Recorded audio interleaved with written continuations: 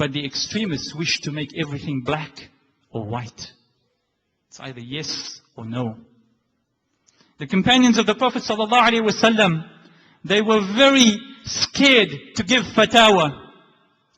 And they would only give a fatwa after they extensively reviewed the question.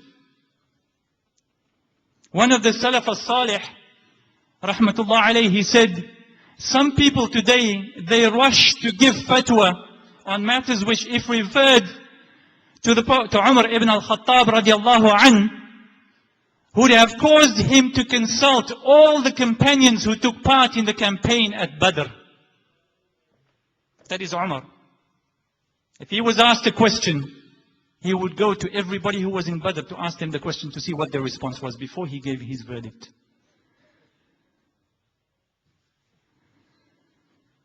Imam Malik, rahmatullah alayhi, was extremely careful. And he used to say, if a person is asked on any matter, he should think of Jannah and Jahannam and of his own success in the year after before he replies.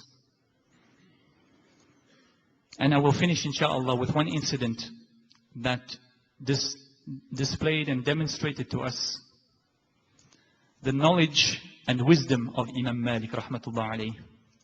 One day, Imam Malik entered the masjid after Salatul Asr. And he walked towards the front of Masjid Nabawi and sat down. Now Rasulullah sallallahu alaihi wasallam commanded that anybody who enters the masjid should not sit down until he first prays 2 rak'ah tahiyatul masjid, greeting of the masjid. But Imam Malik, rahmatullah alayhi, he was of the opinion that because the Prophet sallallahu alaihi wasallam also said that there is no salah after Asr, it was his opinion that that took preference. That forbiddance by the Prophet ﷺ took preference over the requirement to pray Tahiyatul Masjid. So that is what Imam Malik, rahmatullah alayhi, used to teach his students.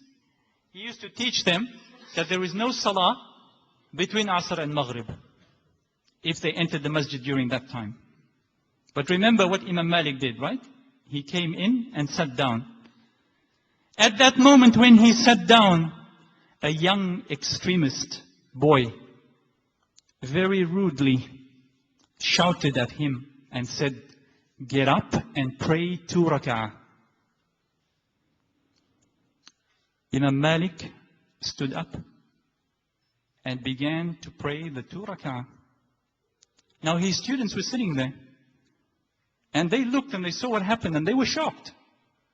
What's going on? Did Imam Malik change his opinion? So after Imam Malik finished the 2 rak'ah, the students gathered around him and they asked him about it. So he said, "My opinion has not changed, nor have I gone back on what I taught you before. But I was scared that if I did not pray the 2 rak'ah as the boy commanded me to do, that Allah subhanahu wa ta'ala may include me in the ayah, وَإِذَا قِيلَ لَهُمُ ارْكَعُوا لَا يَرْكَعُونَ." And when it is said to them, make ruku' in salah, they do not make ruku', they do not bow. Subhanallah. Imam Malik displayed a very high level of wisdom and understanding of the deen of Allah subhanahu wa ta'ala.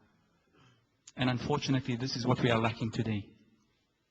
And that's why we have the problems we are seeing. There are 3 main characteristics that we should look for in our teachers and scholars like Imam Malik. In addition to their knowledge, to their understanding and their wisdom, we should also look for these 3 things in our teachers. Those who we get knowledge from. They need to have sabr, patience. Because teaching is not an easy task. So a teacher who does not have patience is not able to understand his students well, and he's not able to convey the knowledge that he wishes to convey. The second characteristic that the teacher needs to have is tawaddu'. He needs to be humble and have humility in his knowledge. And this is what Imam Shafi'i rahmatullah alayhi said.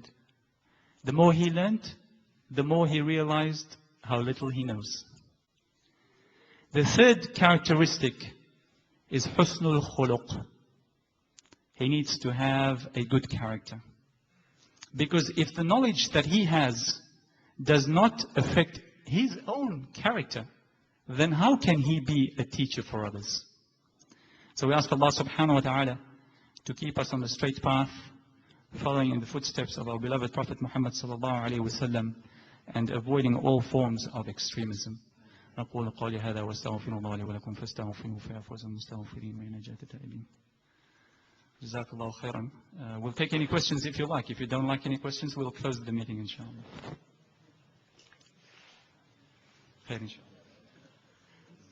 الله. Okay. ربنا تقبل منا إنك أنت السميع العليم وتب علينا إنك أنت التواب الرحيم. سبحانك اللهم بحمدك نشهد أن لا إله إلا أنت نستغفرك ونتوب إليك.